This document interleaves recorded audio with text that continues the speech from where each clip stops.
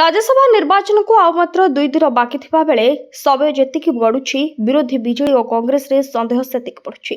BJD सभापति नवीन पट्टनायक और कांग्रेस सभापति भक्तचरण दास निजे ही निर्वाचन भंग धरिछथि। सेबडे कांग्रेस रो 8 विधायक व्हिप भागिथिबा अभियोग आछि। 13-16 जाय भुवनेश्वर न छाड़िबाकु थिला निर्देश। व्हिप जारी करथिले कांग्रेस दल मुख्य सचेतक सीएस राजनेका, किंतु 8 कांग्रेस विधायक व्हिप न मानि बेंगलुरु जाइछथि।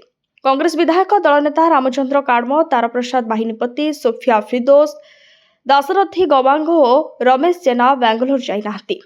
तेबे एने कांग्रेस नेतांक भितरे देखबाकु मिलिछि भिन्न भिन्न प्रतिक्रिया। कांग्रेस विधायक दल नेता रामचंद्र काडमो कहिछन्ति, शासक दल प्रलोभन देखाई भोट नेबाकु चेष्टा करछि।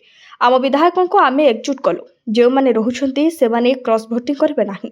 सेपरि कांग्रेस विधायक गस्त को नापसंद करिछन्ति कांग्रेस विधायक सोफिया फिरदौस। बाहर को जिबार कोन आवश्यक रहिछि बोली प्रश्न करिछन्ति सोफिया। आमे निर्वाचित लोक प्रतिनिधि कटक भली शिक्षित सहरु आसिछु।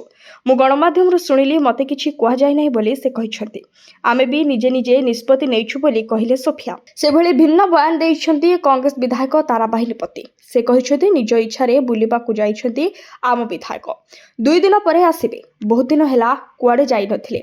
एथिरे किछि राजनीतिक अभिसंध नाही। आम विधायकक उपरे विश्वास अछि। घोड़ा व्यापार रे शामिल हेबेनी बोली से रोकठोक सुनाइछन्ति। राज्यसभा रेस नहीं बढ़ुछि सस्पेंस। कांग्रेस और बीजेडी रे पसिलाड़ी छानिया खेल होइजिबनि तो। कांग्रेस और बीजेडी शिविर रे छकाफंजा स्थिति। कांग्रेस निज विधायक मानकु नै बेंगलुरु चली जाइछि। आसंता 16 तारिख रे एही टीम सीधा विधानसभा आसी पहुंचबा योजना रहिछि। Bureau report, Odisha news live.